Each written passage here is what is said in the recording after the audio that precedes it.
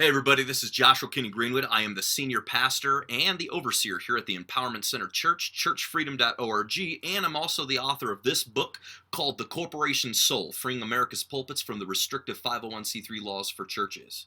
And today we got a question and it was actually asked us, this is actually a really frequently asked question by pastors. They want to know, is their church considered a 501c3? How do I know if my church is considered a 501c3? A lot of pastors that come to us, they actually have a misconception. They actually believe that their church is not a 501c3. They'll say, well, my church is not a 501c3. I never applied to the federal government. This is going to simplify absolutely everything for you. Everything. This is how you know if your church is a 501c3. Real simple. Does your church have a bank account? If the answer is yes, then you're a 501c3. That means 100% of your entire ministry is completely underneath the jurisdiction of 501c3. Remember, 501c3 is not something that you apply for. You're thinking about the Form 1023. That is the IRS Form 1023 that is you notify the government when you seek official recognition of your 501c3 status that you already have because you are already completely underneath of its jurisdiction. All you're doing is you're notifying them of your status and you're seeking their official recognition of your status. Okay, that's what a Form 1023 is. So just because if you didn't fill out a Form 1023, you're sitting there thinking to yourself, I'm a pastor of a church, but I'm not 501c3.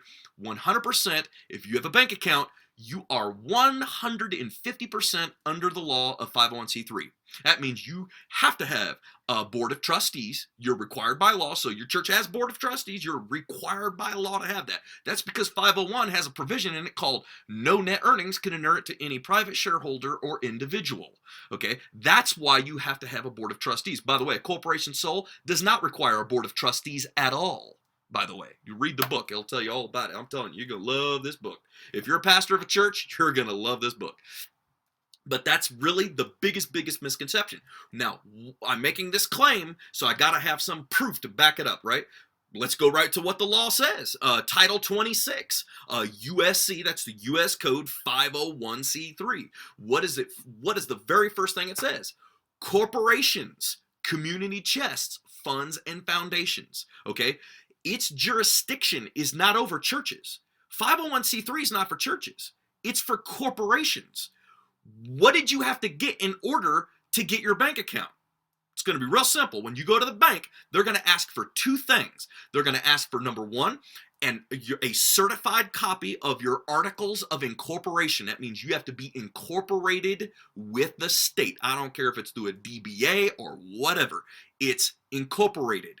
And now, once you get incorporated, what you did not realize is that the instant that you incorporated your church, you didn't know that there was a United States Supreme Court ruling back in 1906 that was called Hale versus Henkel. And then Chief Justice Melville Fuller, when he ruled about the very definition of what is considered a creature of the state, guess what that definition entails? That means any incorporation, okay, is hereby considered a creature of the state. That means you're no longer considered a church.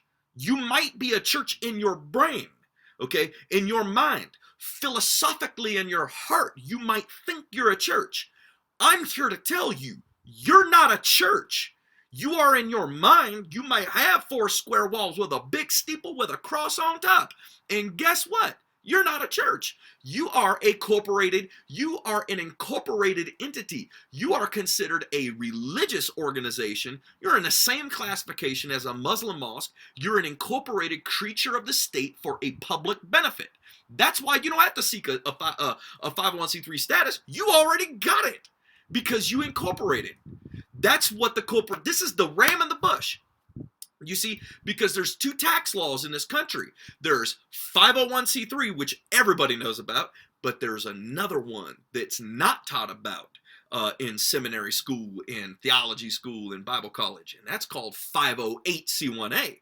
When you went through Bible college, when you went through seminary, when you get your double doctorate and you got your master's in divinity, I got a simple question to ask you. I've asked it to thousands upon thousands of pastors that have contacted us because we're connected with 76,000 ministries here at Church Freedom. So I get to ask this question a lot, but I know the answer is always going to be the same. When you went through Bible college, when you went through seminary, when you went through all your teachings, did they teach you about two things? Did they teach you about 508c1a? And did they teach you anything about the corporation soul? You don't even have to answer me. The answer is going to be the same with every pastor. No and no. They don't teach about this. In fact, this book, The Corporation Soul, that I'm holding, that I literally authored, okay, this is the first published book in American history related to the corporation soul and modern day tax law. There's not a single other one. You go look for it. Go to Amazon.com, type in corporation soul. You're not going to find anything. In fact, the only other book was written over 50 years ago about a diocese in Chicago back in the day when Illinois had a corporation soul law. It was on sale for $200 on Amazon. And the book is completely antiquated. It makes no reasoning or sense now because Illinois rescinded their corporation soul law so many decades ago. So it's a completely non-applicable book. It's like getting a book today about the Volstead Act and prohibition. It doesn't make it's not valid. It's not concurrent. This one right here is the source. Okay, this shows you how to properly establish your church.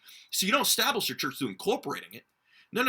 You establish your church through a church establishment affidavit, not just any affidavit, an affidavit that lawfully fulfills all 14 points and recommendations that the IRS and the courts both have to even legally recognize a church. That's in this book, okay? Then you establish your corporation soul. Your corporation soul is not your church. A corporation soul is nothing more than an isolated office within a church that manages all the church's financial assets. That's all it does, literally. That's its beginning purpose from beginning to end. That acts as a natural person. Come on now. So this affidavit that we have, it lawfully establishes the very jurisdiction of the corporation soul and the church. It lawfully establishes the differences between the church and the operating functions of the corporation soul. Your title as a senior pastor compared to the corporation soul's title.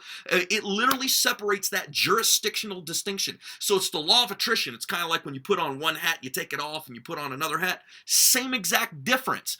Folks, this is the legal loophole to free your ministry. I cannot say it literally in any other terms. I mean, what does it take? If you're watching this for the first time, trust me, you just go to our website, churchfreedom.org, subscribe to the YouTube channel and look at all our videos. Guys, we have literally answered every conceivable. In fact, this book was written in such a manner. Look at this. Nothing but questions and answers, right? You want to know why? It's because we've had 25,000 support-related emails a year. And you want to know the funny thing is the pastors, they ask us the same questions over and over and over and over again. I get asked the same question probably 700 times. That's not an exaggeration either. It's all been condensed and put in to 181 pages that you will read and will completely and totally set your ministry free. So read this book, please. Please read this book. Share this book. Pass this book. If you are a Christian and you're not even a pastor, I want you to pick up a copy of this book and I want you to give that copy of that book to your pastor, okay? And then let me know that you did that so I can just literally agree with you in prayer and speak blessing over you for being obedient to help us set churches free because they need to be set free right now, even when they don't even know or even think that they need to be set free. They need to be set free. So thank you so much. God bless you. If you have a question, ask it in the comment box. Subscribe to our YouTube channel. In fact, if your question is an original question, it's rare that we get those, but if it is an original question, I'll go ahead and I'll make a video and I'll respond right here on YouTube. So that might make sure that you subscribe because then you'll get the actual answer. Other than that, if you'd like to get a copy of the book, just follow the link that's right here in the video, somewhere in the video, and it says corporationsoulbook.com. Make sure that you go there. This thing is on sale right now on Amazon.com. So thank you so much. God bless you. You have a great day.